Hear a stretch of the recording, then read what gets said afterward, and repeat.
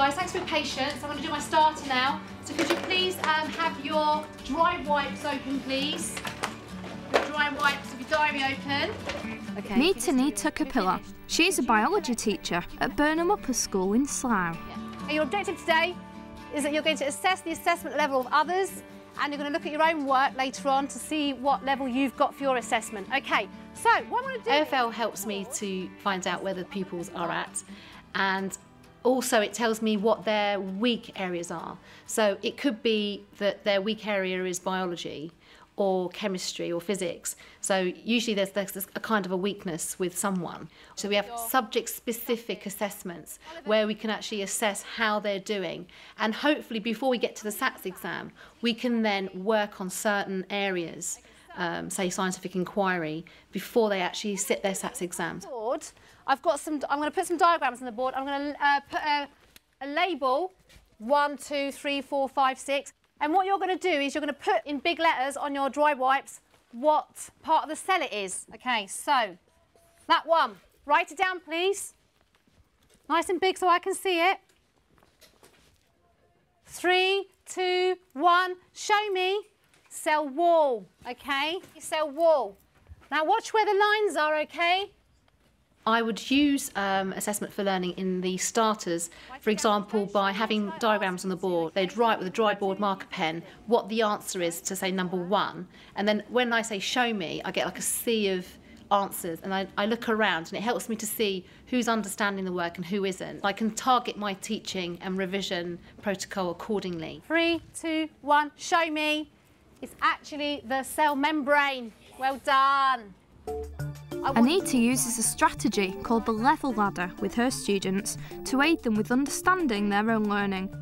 The level ladder awards a grade to the pupils on their formative assessments for meeting specific criteria.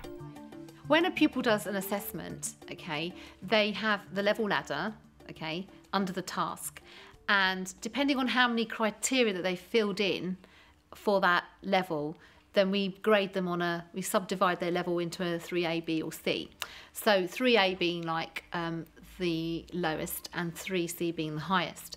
So if they've fulfilled like one of the criteria, I'd give them a 3A. If they've fulfilled 2 of the criteria, it'll be a 3B. And if they've done more than that, it'll be a 3C. If they've done all of it, then I can go on to the next level, which is the 4, and see how many parts of the criteria they've fulfilled there. So, for example, if you're working at a level 5 level, you should be able to tell things apart, distinguish different things.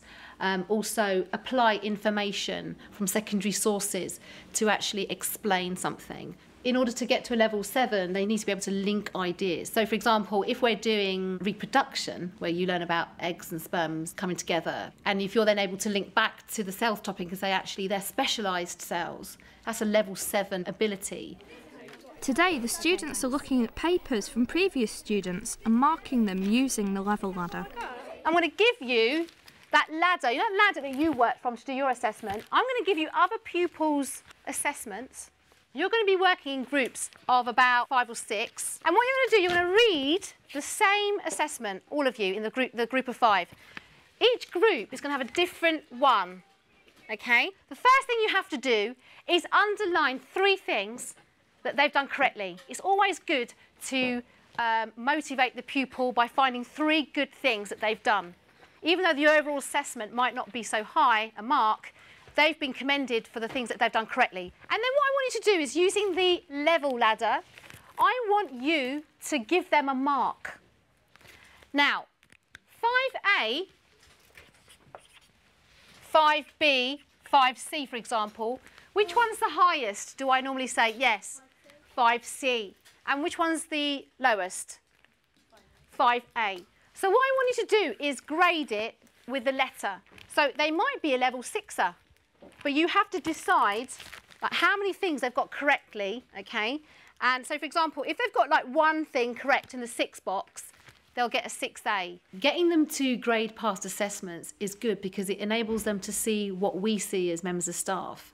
And it helps them to see what they need to do to move forward. And it also helps them to be neutral about it, because it's not their own work. They're not going to be over generous with the marking. They can actually mark comfortably. Right, everyone read it, yeah? Right, so the cell wall, a hard and unflexible border that makes the system extend hard. Yeah, that's right. A cell membrane, a flexible border that lets food and nutrients in and out, in and waste out. That's true, isn't it? Yeah, that's true. Yeah. Right, stating some simple facts about cells, e.g. how you see them, what they do, what they are like. Yeah. So they're in level 4 at the moment. Right, made a model of or a plant that has labelled most parts. Yes, they've done that. Made an accurate model, plant or animal cell, and have labelled all parts correctly. No, they haven't done that. Why do you think you've been given that to do? So we know how to like assess our own work and stuff. Right, and is it helpful for you? Yeah. Very useful. Right, so I think they're in level 6B. It doesn't say that. I'd say level 6B. What do you reckon? 6B. 6B? Yeah, we're deciding on 6B. At the moment, Anita's Year 7 class is studying cells. After this lesson, they'll have an end of topic assessment, which will be graded and handed out to them with feedback. When I finished my A-levels, I didn't go straight to university. I worked in a lab in Norfolk Park, and I worked on umbilical cords for 3 years. And then I worked with a group of pharmacologists at the time, and that's when I started my career in the pharmaceutical industry. Now, what you're going to do is you're going to prepare your slides. Now, you're all professional at preparing slides now, aren't you? OK, this is the sort of thing that I used to do for a job. I was a cell scientist, OK?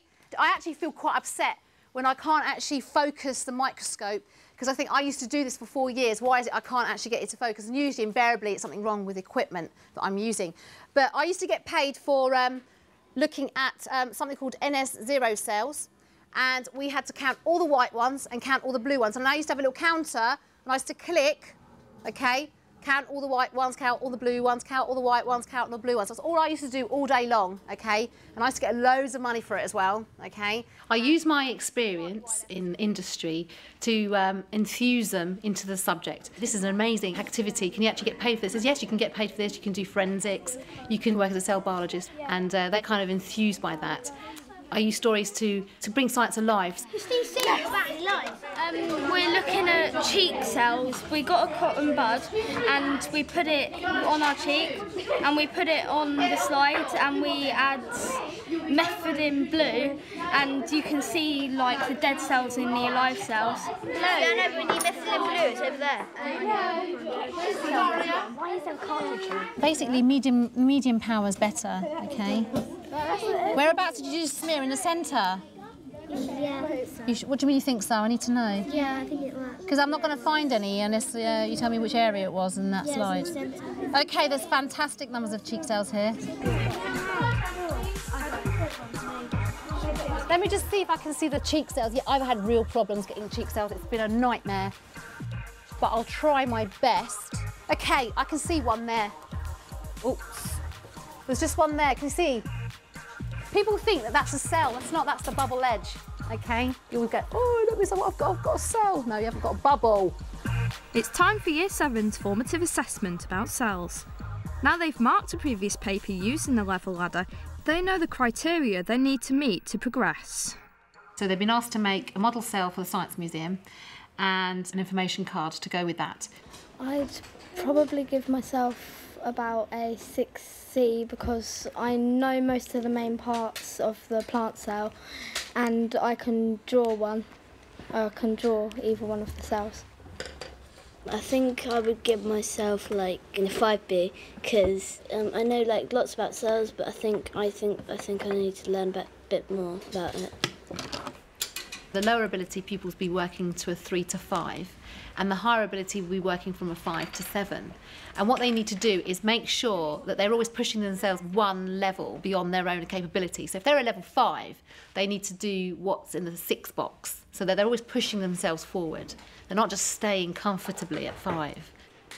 When they've done that, I then take that in and I mark that. And I always highlight 3 things that they've done correctly to motivate them.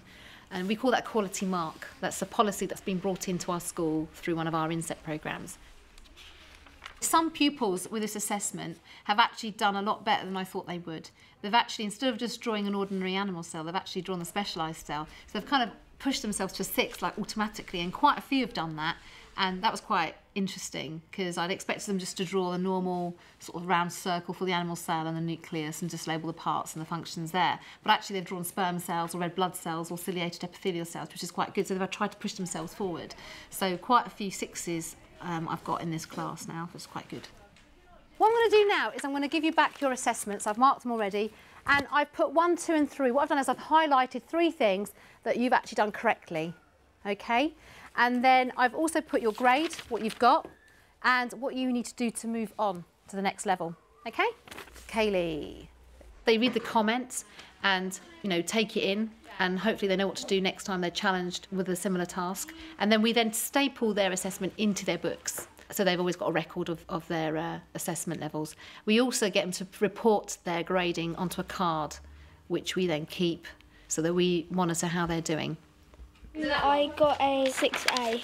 I think I need to memorise the parts of the cells a bit more so I know exactly where they are and what they look like and how they're good at doing their job.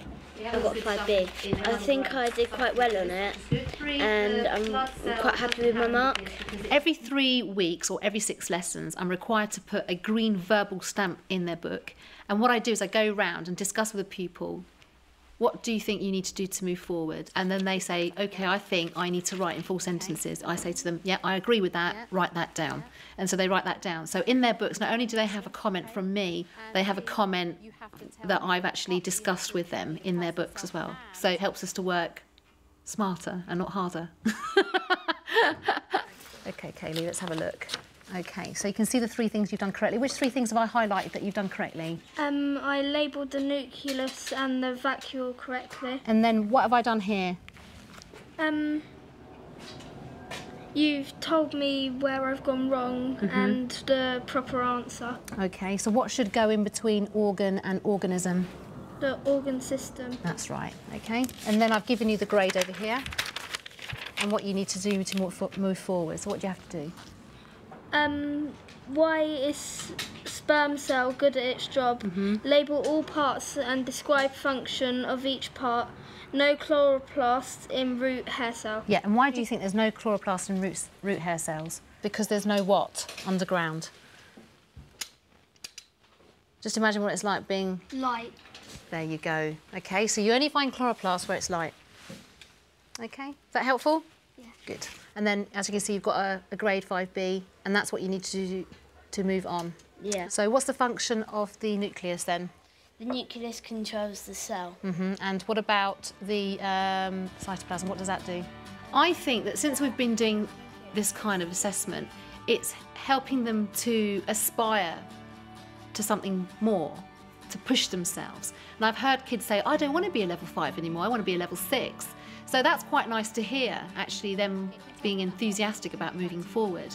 And that's the whole point of these type of exercises, that actually it's giving them motivation to move forward. Whereas if I'm not giving them any guidelines to move forward, they're just going to stay where they are, they're going to stay static. I actually think, although it's a lot of work, it's actually beneficial to them.